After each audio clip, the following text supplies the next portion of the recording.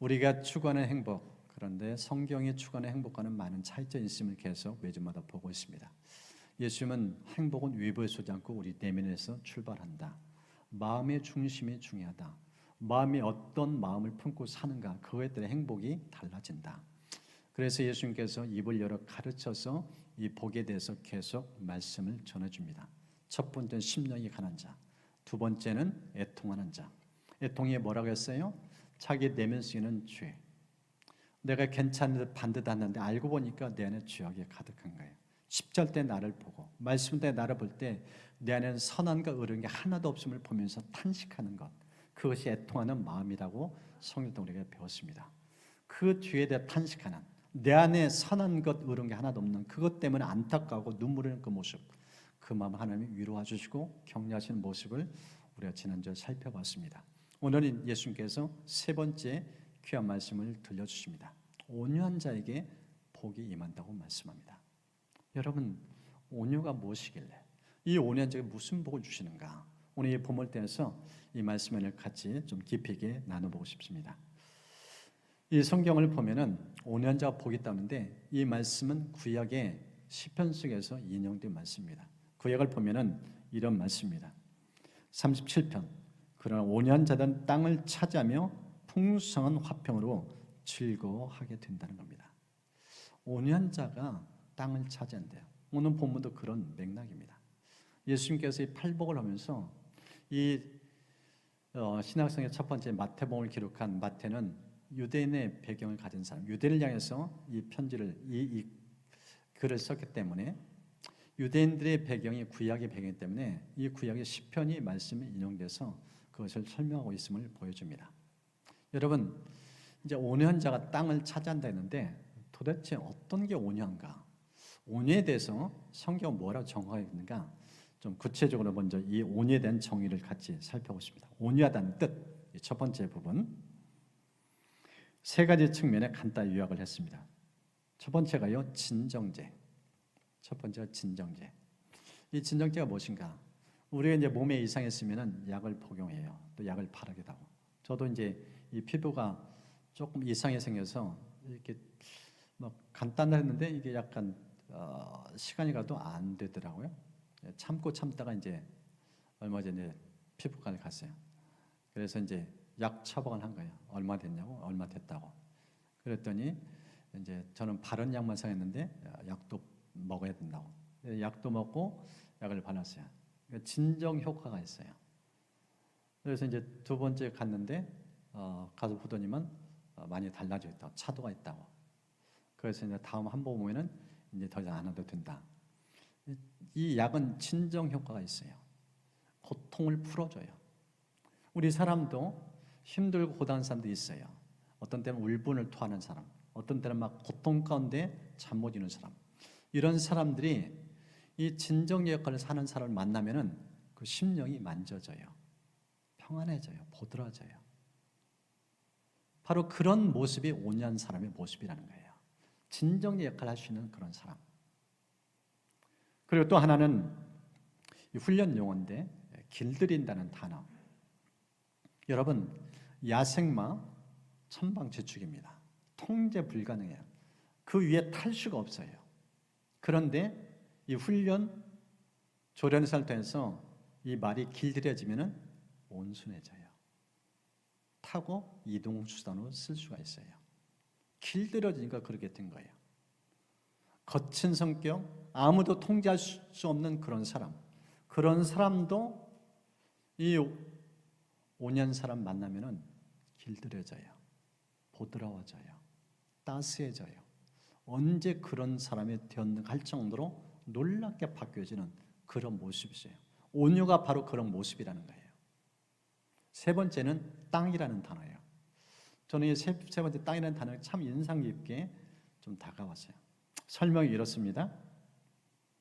온유는 말 그대로 따뜻하고 부드러움이고 온화하고 유순함 이런 뜻인데, 그러나 온유의 본뜻은 흙이다.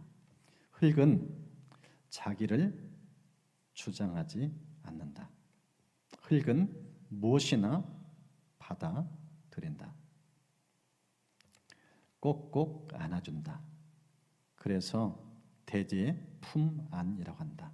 생명들에게는 마음껏 뛰노는 놀이터, 쓰레기, 심지어 숨 끊는 시체도 받아들 수 있는 포용력. 이게 땅 흙의 모습이라는 거예요. 흙에 놀라운 생명 발효의 세계가 있다. 흙은 창조다. 기름진 땅을 뜻하는 후무스라는 말은 이렇듯 흙에 떨어진 죽음이 다시 생명, 기름진 흙으로 돌아온 것을 말한다. 온유, 겸손한 말이 여기에서 나왔다. 이 언의 출처, 흙이라는 이 단어 속에서 나왔다는 거예요. 흙은요, 포용력이에요.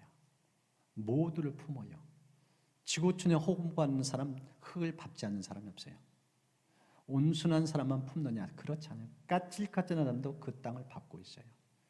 만인을 품는 게 흙이에요. 땅이에요. 이게 바로 온유라는 겁니다.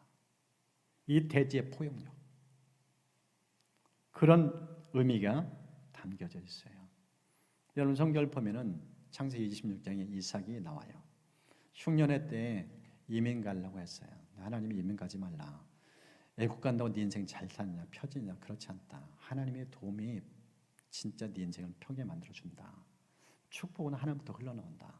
그래서 순종하고 이 그랄 땅에 머물러요. 그래서 그 해에 하나님께서 100배에 넘는 이 복을 주셔요. 거부가 되어져요. 많은 가축을 기를 수 있게 만들어줘요. 많은 이 종들도 데리고 살면서 그들 일자리도 창출해줘요. 그런 모습이 있어요. 그런데 이 많은 가축을 물을 먹이려면은 이 샘이 필요해요. 그래서 이제 이 이삭의 목자들이 샘 있는 곳에 가서 이제 물을 먹이는데 이 그랄 땅의 목자들이 찾아와서 그걸 빼앗아 가요. 그래서 다른 곳으로 이동해 가요.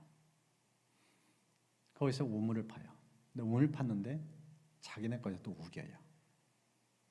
열심히 땀 흘려 추구해서 그 물을 기르려고 거기에서 가축들이 먹고 또 잘 자라고 이런 상황까지 됐는데 자기네 것이라고 우기면서 빼앗아 가니까. 그런데 그때 이삭이 싸우지 않아요. 다투지 않아요. 그냥 그것을 고스란히 넘겨주고 또 다른 곳으로 가요. 그래서 또 새로운 곳에서 우물을 파요. 그런데 거기까지 또 쫓아와요. 이것도 내 것이래요. 모든 게 자기 것이에요. 그런 사람들과 어떻게 살겠어요? 근데 그때도 또 이삭이 싸우지 않아요. 자기 것이라고 주장하잖아요. 분명히 수고했고 노력했고 자기가 팠기 때문에 자기 종들이 팠기 때문에 자기가 주장할 수 있는데 권리를 포기해요. 그리고 또 이동해 가요. 세 번째, 이제 그곳에 우물 파는 거기까지는 찾아오지 않아요. 그래서 성경은 이렇게 기록했어요.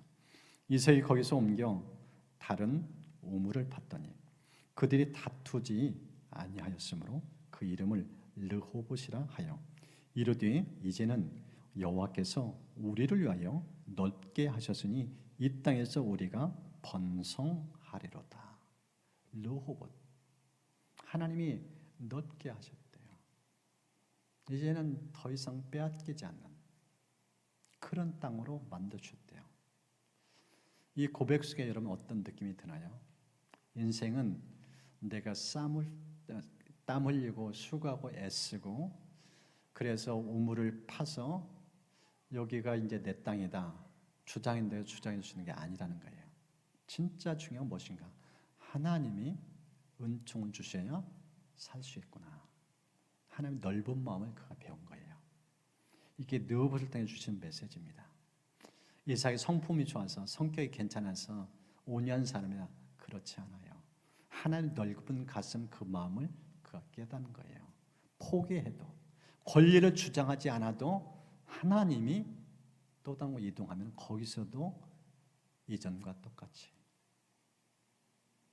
엄청난 가축들을 먹일 만큼 넉넉한 풍부한 물을 공급하시는 걸 체험한 거예요.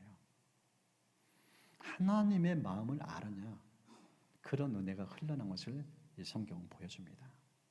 그래서 오늘 이 온유한 마음이 예수님이 강조하고 계시는데 어떻게 하면 우리가 이 온유한 마음을 우리 마음에 품고 살 수 있는가? 네 가지 측면에서 좀 같이 나누려고 합니다. 그 첫 번째가요, 선택하기입니다. 이 온유한 마음을 품기 위해서 첫 번째 필요한 것은 뭔가 선택. 여러분, 우리 인생 사는 크고자 하는 모든 걸 선택하면서 삽니다. 교회에 올 때 옷 매무새 어떤 옷 입을까? 이것도 선택해서 입고 온 거예요. 여러분이 교통수단 이동하는 것도 마찬가지. 또 식사할 때도 마찬가지. 모든 거 하나하나가 다 선택의 과정 속에서 인생을 살아갑니다. 그래서 성경은 선택의 중요성을 참으로 많이 강조를 해요. 이 선택을 계속 좋은 쪽으로 선택하면은 우리의 마음이 온유가 자리 잡게 된다는 거예요. 제가 어떤 한 분의 글을 보는데 이분은 결혼한 지 50년이 넘어요. 70 지금 지난 시점에 인생을 사는데 이분 일찍이 결혼하면서 행복하기로 선택을 결정해요. 나는 우리 가정을 불행으로 만들지 않는다. 이 사람 만나서 결혼했으니까 내 평생 행복을 누리며 살리라. 행복을 선택하고 그렇게 스스로에게 다짐해요. 그러면서 세 가지 자기 삶의 지침을 삼더라고요. 행복한 가정 이루기 위해서 세 가지 자기 스스로에게 결정한 세 가지 지침. 첫 번째가 바가지 긁지 않기. 바가지는 백해 모이기다. 절대 내 입에서는 남편에게 바가지 긁지 않는다. 이게 첫 번째 스스로 다짐한 행복한 삶의 지침이에요. 두 번째, 인상 쓰고 고함치며 말하지 않는다. 이게 두 번째예요. 인상 쓰고 큰 소리 치지 않는다. 그리고 마지막 세 번째, 우리 집안을 쓰레기통으로 만들지 않는다. 마치 제가 이러는 것처럼 집안 깔끔하게 정리하겠다. 이게 행복한 가정을 위한 이 여성의, 이 아내의 다짐이었어요. 그것을 50년께 지켜온 거예요.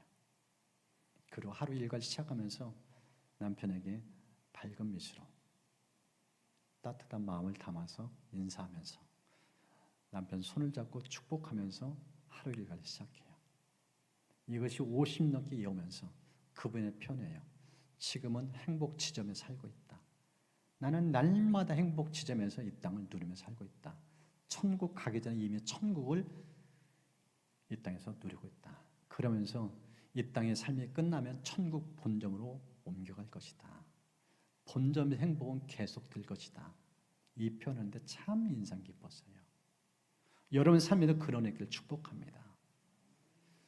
가정에서 행복을 선택하고 결정하고 행복한 삶에 스스로 자기 관리를 하면서 그렇게 살으니까 천국 지점이 돼요. 작은 천국을 날마다 맛보며 살고 있다는 거예요. 선택을 그렇게 하니까 그런 결과가 삶 속에 흘러남지가 있다는 사실입니다. 성경을 보면 신명기 30장에 이제 출애굽 2세대가 약속의 땅 가나안으로 들어가는데 그들 향해서 모세가 입을 열어서 중요한 메시지를 들려줘요. 선택을 잘하면 사는 것이 진짜 복 있는 가나안의 은혜를 누리면 산다. 그러면서 신명기 30장에 이렇게 말씀합니다. 내가 생명과 사망과 복과 저주를 내 앞에 두었은즉 너와 내 자손이 살기 위하여 생명을 택하고 내 하나님 여호와를 사랑하고 그의 말씀을 청종하며 또 그를 의지하라. 그는 내 생명이시오 내 장수다. 선택에 대해서 행복은 선택이라는 거예요.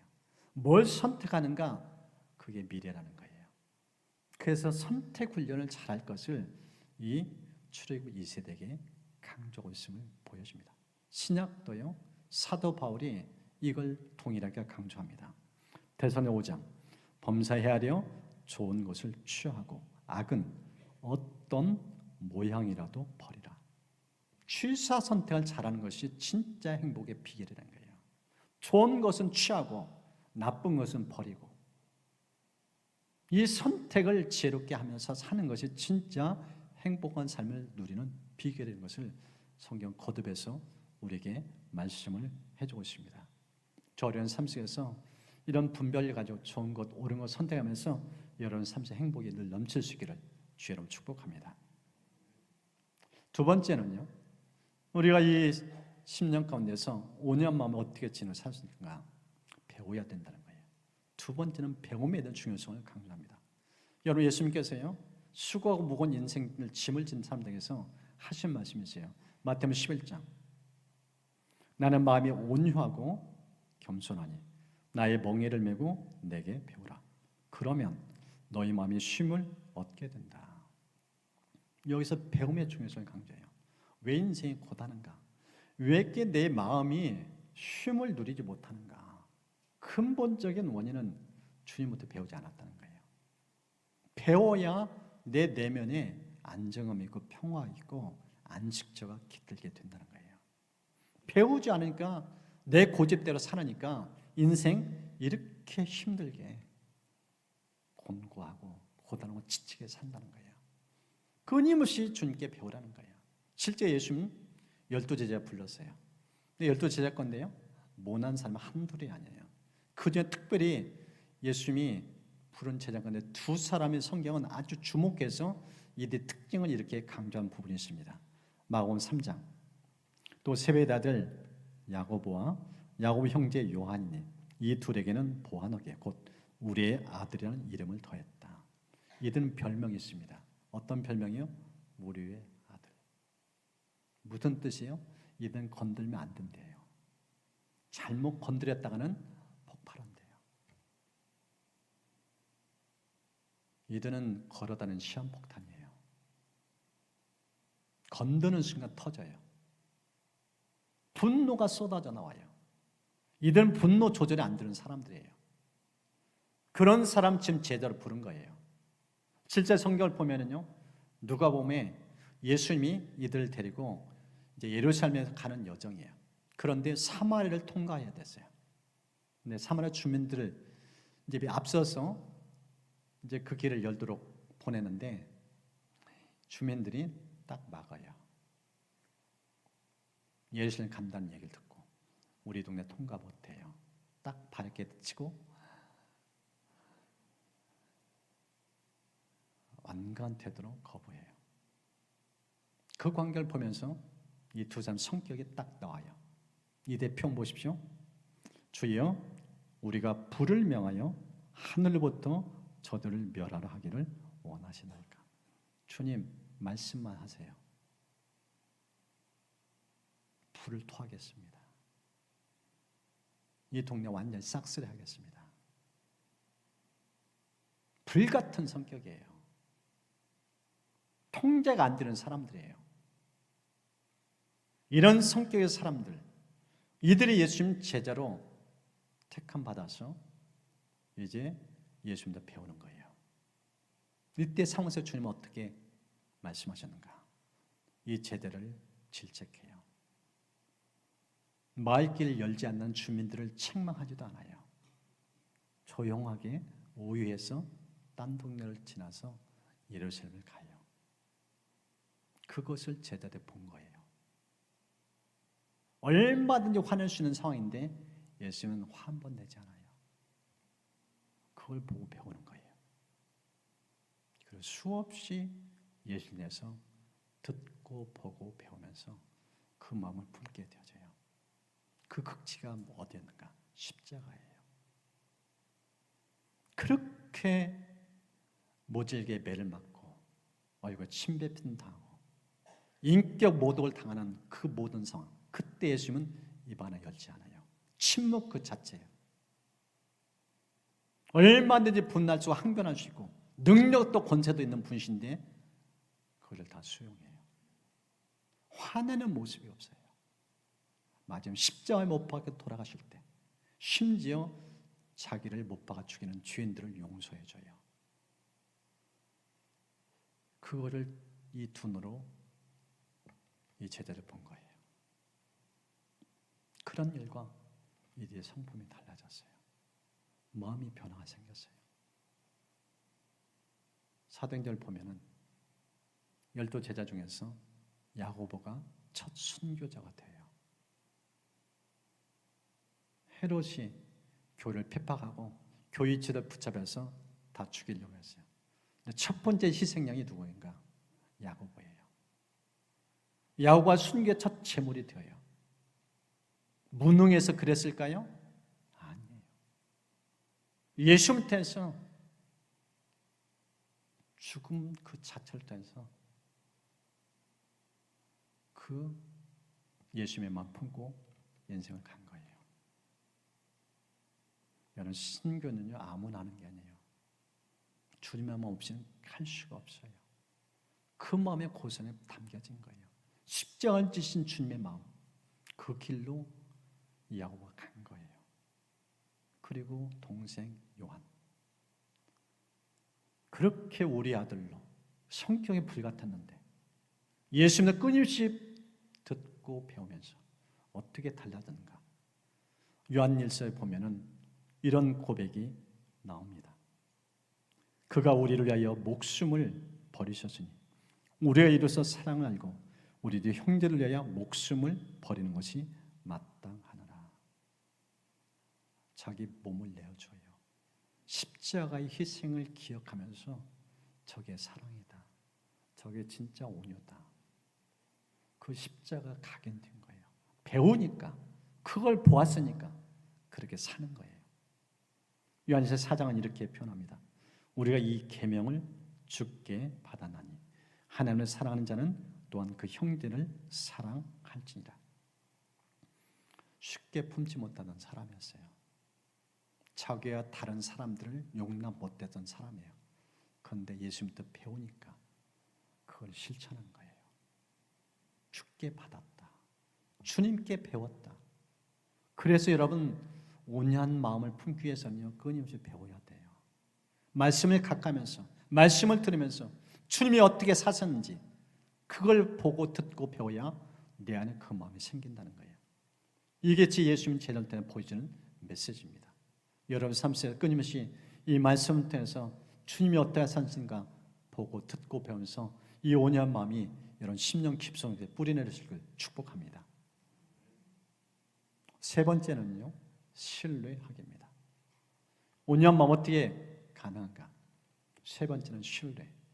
구약에 보면은 성령을 보내주까지 이렇게 약속을 합니다.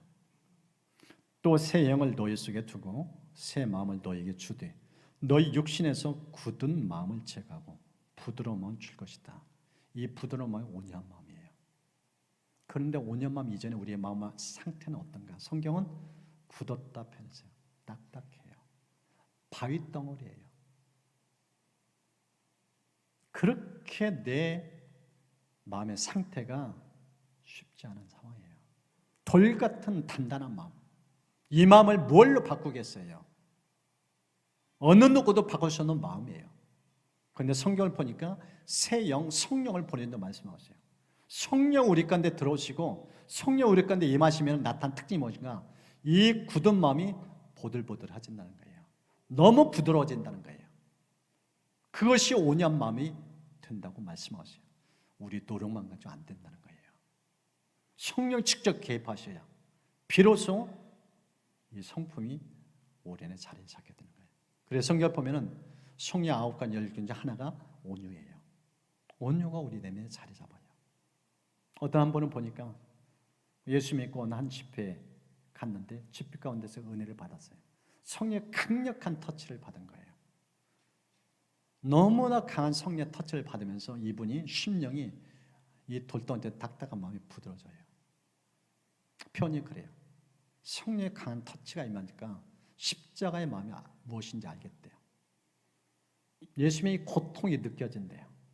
그러면서 성령의 이분 쪽에 죄에 대한 탄식을 갖게 만들어줘요. 내 안에 숨겼던 이 죄가 드러나진 거예요. 보여진 거예요. 한 달 이상을 죄 때문에 끙끙 앓았고요.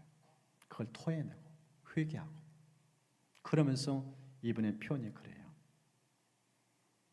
한 달여 그렇게 성령의 터치를 받으면서 생각이 달라졌다. 눈이 달라졌다.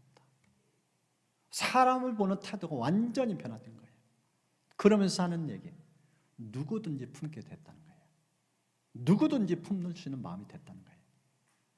여러분, 성령의 터치 없이는요, 진짜 사람 품기 쉽지 않아요. 아무나도 그게 쉽게 품지 않아요. 근데 성령이 우리의 마음을 만지기 시작하면은 마음이 넓어져요. 커져요. 그릇이 크기가 점점 더 넓어지는 거예요. 그래서 오늘 성경은 바로 이 성령을 통해서 주시는 이 마음이 그 마음이라는 기억하고 이 성령께서 이미 내 안에 들어오시기 때문에 신뢰하고 성령께 맡기고 성령이 이끄시는 나를 내려놓는 작업하면은 끊임없이 내 마음이 넓어지고 확장되어지고 대지처럼 누구라도 품으시는 그 마음이 된다는 겁니다. 하나님께서 끊임없이 여러분이 이 성령의 다스림을 받으면서 이런 마음의 그릇이 넓어지시기를 주의 이름으로 축복합니다. 네, 마지막 네 번째는요, 훈련하기입니다. 훈련하기. 이건 무슨 뜻인가? 다양한 사람을 우리 인생에서 만납니다. 나와 똑같은 사람 만나기보다 그렇지 않은 사람 만날 때 너무나 많아요. 교회도 마찬가지고, 일터도 마찬가지고, 이웃 속에서도 마찬가지고. 근데 사람마다 다 각양각색이에요. 그 중에 하나가 나를 실망시키는 사람 만날 때가 있어요. 나를 실망시키는 사람. 그 중에 하나가 생각의 차이예요. 견해의 차이예요. 나와 똑같지가 않아요. 생각이 달라도 너무 달라요. 성경에도 이런 표현이 있습니다. 여러분이 동료가 되기를 원하는 형제가 있거든 그의 믿음이 약하더라도 따뜻히 맞아 들으십시오. 옳고 그른 일에 대해 서로 의견이 다르다고 해서 비판해서는 안 됩니다. 생각을 맞추기가 어려워요. 하나 되기가 쉽지 않아요. 왜 이렇게 생각이 다른지. 근데 그 사람도 어떻게 대하라고요? 따뜻하게 대해주라는 거예요. 비판하지 말고, 정죄하지 말고, 내치지 말고, 그냥 있는 것 그대로 품어주라는 거예요. 이것이 바로 오늘의 훈련의 과정입니다. 또 한 부류는 어떤 사람인가? 나에게 악을 행하는 사람이 있어요. 여러분, 이건 차원이 또 달라요. 진짜 힘든 대상이에요. 이런 사람들에게 성경은 이렇게 말씀합니다. 아무에게도 악을 악으로 갚지 말고 모든 사람 앞에서 선한 일을 도모하라. 할 수 있거든 너희로서는 모든 사람과 더불어 화목하라. 여러분, 사람을 지체하는데 모든 사람이 예의가 없어요. 그 중에 하나가 누군가 악을 행하는 사람. 여러분, 악을 행하면 사람이 견디기가 힘들어요. 너무나 큰 고통을 느껴요. 근데 성경은 그런 사람들도 품으라는 거예요. 이런 품는 훈련을 통해서 내가 온유의 성품으로 빚어져 간다는 거예요. 내 마음을 넓히기 위해서 그런 사람 붙여줬다는 거예요. 그런 관점으로 지금 성경은 우리에게 말씀하고 있습니다. 하나님께서 내 인생에서 왜 이런 악한 사람을 붙여줬는가? 다른 관점으로 보여야 돼요. 나를 고통스럽게 힘들게 하는 것이 아니라 오히려 내 마음을 그것을 넓히게 하여 이런 사람도 품게 하시도록 하나님께서 붙여줬다. 이런 관점으로 볼 것을 말씀하고 있답니다. 그래서 여러분들이 때로는 진짜 악한 사람, 그런 사람 만날 때 이 말씀 기억하셔서 축복합니다. 나를 온유의 그릇으로 빚어가기 위해서 지금 나를 넓히는 과정이다. 이런 사람 품도록 내 마음의 크기를 넓히는 거다. 이런 관점을 바라주면은, 그렇게 바라보면은 여러분 마음이 그도 품을 줄 믿습니다. 세 번째는요, 억울한 일을 당하게 만든 사람. 이건 악을 행하는 사람마다 차원이 또 달라요. 원수란 단어로 묘사할 수 있어요. 성경이 이렇게 말씀합니다. 내 사랑하는 자들아, 너희가 친히 원수를 갚지 말고 하나님의 진노하심에 맡기라. 기록되었으니 원수 갚는 것이 내게 있으니 내가 갚으리라. 진짜 안 갚음 하고 싶어요. 되받아 치고 싶어요. 복수하고 싶어요. 도저히 못 참아요. 이건 정도 이상이에요. 화가 머리 끝까지 치밀어 오는 사람이에요. 두 번 다시 만나고 싶지 않아요. 완전히 담자고 싶어요. 그런 존재라는 거예요. 그런 사람 자 성경 뭐라고 말씀인가? 품지 못하거들랑 하나님 손에 맡기래요.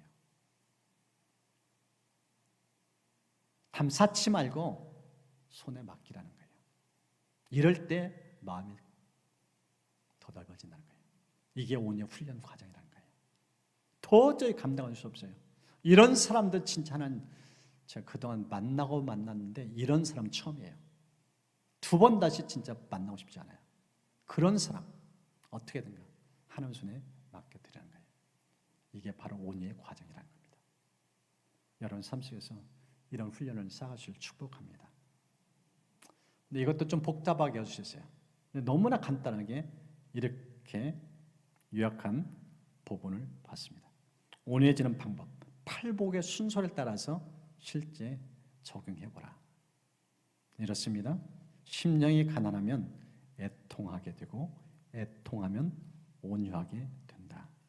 자기 죄를 깊이 보고 애통하는 자는 내가 지독한 죄인임에도 불구하고 나를 포용해 주시는 주님을 체험했으므로 남이 나에게 잘못했을 때도 너그럽게 처신하게 된다. 애통은 죄에 대해서 아파하는 마음이라고 했어요. 나 같은 죄인도 품으시던 주님의 마음. 이걸 알 때 그때 비로소 용납한 마음이 생긴다는 거예요. 너그러운 마음이 생기나요? 나도 품어주시는데 이게 바로 온유로 이어지는 마음이라는 거예요. 심령이 가난하고 애통하고 그 다음에 품어주시는 마음이 온유의 단계로 가는 거예요. 하나하나 다 이어지고 있어요. 2단계 끝나면 2단계 아니에요. 동시적으로 같이 가능한 부분이에요. 여러분의 삶 속에서 이 성경을 통해서 보여준 팔복 하나하나 그 마음을 품어가면서 여러분 심령 가운데 진짜 예수 그리스도의 이 온유의 성품이 깊이 있게 뿌리내시길 주님 축복합니다. 이제 온유하게 되면 어떻게 되는가? 복을 주신다 해서 행복이 꽃피게 된다고 말씀하셔요. 어떤 행복인가? 오늘 성경 보니까 온유한 자에게 무슨 복이 임한다 했어요? 땅을 기업으로 준다고 말씀하셔요. 말씀 보세요. 온유한 자는 복이 있나니 그들이 땅을 기업으로 받을 것이다. 와, 땅 부자. 대박이다. 이제 땅 준다 역사니까 이제 내일부터 부동산 찾아다니면서 땅 나온 거 있으세요? 이렇게 적용하면 착각입니다. 이 성경이 말하는 땅을 기업으로 준다는 약속, 이게 무슨 뜻인지 제대로 이해해야 됩니다. 그래서 좀 이렇게 정리를 했습니다. 3가지. 첫 번째, 본문에서 땅은 구약에서 가나안, 신약에서 천국을 말한다. 온유한 자는 현세 천국을 소유하고 누릴 뿐만 아니라 미래에 완성된 천국을 보장받는다. 구약은 약속의 땅 가나안 개념이고 신약은 무엇인가? 천국. 천국이 뭐라고 했어요? 하나님 나라, 하나님 통치를 받는 것.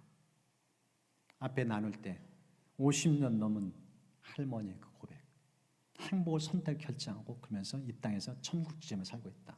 바로 그 마음이에요. 이 땅에서 천국 누리고 죽어서 천국을 소유하게 되는 것. 바로 그것이 땅을 기업으로 차지한다는 의미라는 거예요. 2번째, 권리 포기를 통해 당장은 손해보는 것 같아도 하나님 반드시 넘치는 복으로 채워주는 걸 경험하게 되는 것. 이것이 바로 땅을 기업으로 차지한다는 거예요. 앞서 이삭 살펴봤잖아요. 포기했어요. 내려놨어요. 주장하지 않았어요. 얼마든지 주장할 수 있는데 내가 수고했고 땀 흘렸고 내가 노력했기 때문에 내 열매예요. 근데 빼앗아가도 그걸 싸우면서 주장하려고 하나요. 그냥 포기한 거예요. 포기했는데 어떻게 됐어요? 르호봇. 이전과 비교한데 더 넓게 넉넉하게 후하게 권리 포기에 대해서 하나님께서 반드시 보상해 주신다는 거예요. 그 약속에 담긴 것이 이 땅을 기업으로 준다는 말씀이라는 거예요. 3번째, 물질적인 풍요, 육체적인 건강, 마음의 안정, 사회적 평화 등 전 인격적인 모든 필요가 충족된 상태, 전 인격적인 모든 필요가 충족된 상태, 이게 바로 땅을 기업으로 차지한다는 의미입니다. 이해가 되시겠어요? 여러분 온유 길들이는 과정은 쉽지 않은데 온유해지면은요 다 얻어요. 모든 것을 얻게 되어져요. 마음이 넓어진 만큼 그걸 다 담을 수 있어요. 그 약속이라는 겁니다. 여러분 삶이 이런 은총을 축복합니다. 이 엄청난 복을 온유라는 글에 담아 주시기 원한다는 거예요. 그래서 마음의 길을 넓히는 작업이 필요하다는 겁니다. 성경을 보면은 잠언서 11장에 이 지혜서에 이렇게 말씀합니다. 의인이 열면 생명나무라 지혜로운 자는 사람을 얻게 된다. 모두를 품으니까 사람을 다 얻어요. 사도 바울이 이렇게 말씀해요. 내가 모든 사람에게 자유로나 스스로 모든 사람의 종이 된 것은 더 많은 사람을 얻고자 한다.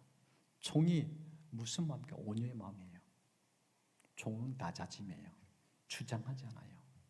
마음의 크기를 넓힌 사람이 종의 마음이에요. 예수님의 마음이 종의 마음이었잖아요.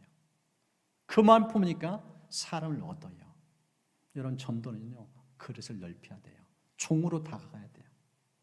그럴 때 사람을 품어주고 그들이 주께 돌아오게 되어져요. 제가 아는 한 분, 이분 진짜 성품 자체가 온유해요. 근데 그분을 통해서 들었던 것은 온유는 하루아침에 되지 않아요. 그건 눈물 흘려야 돼요. 변하지 않는 나.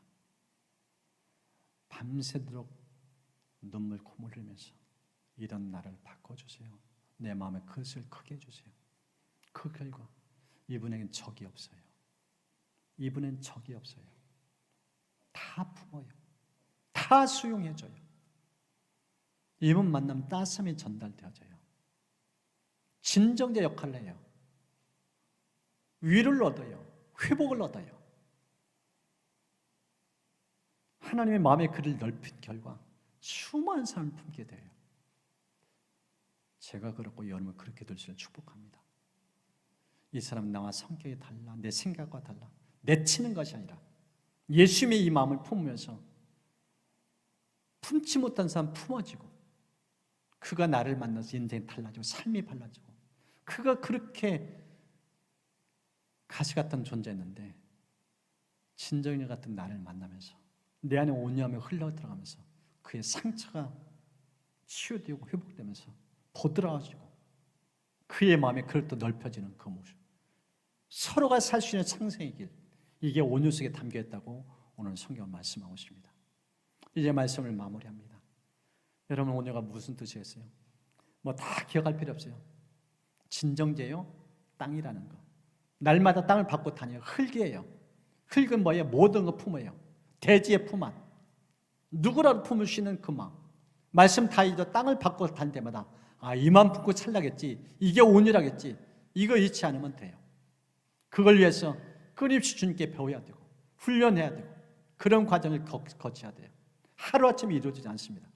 포기치 않고 계속 나가면 계속 점점 넓어져요. 누구라도 품게 되어져요. 그럴 때 어떻게 된다고요? 성경의 축복의 모든 게 내 안에 들어와요. 땅을 기업으로 차지한다 했어요. 내가 구한 것, 생각하는 상상을 초월한 이 복이 온유한 글에 담겨져서 하나 안겨준다고 말씀하세요. 여러분 그 복을 누리시기를 주의 이름으로 축복합니다.